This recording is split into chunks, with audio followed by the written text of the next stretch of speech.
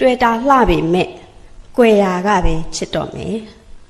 အစင်ခက်လေတော့မကျင်ရက်တဲ့သခင်ဆိုမလားညင်ညိုရင်ကို့အပြစ်ပါပဲစိတ်ညစ်တယ်ကွယ်တန်ရောစဉ်ခွေကရစ်ပေမဲ့ပြန်ပြောရင်ဝေဒနာဖြစ်ယုံမို့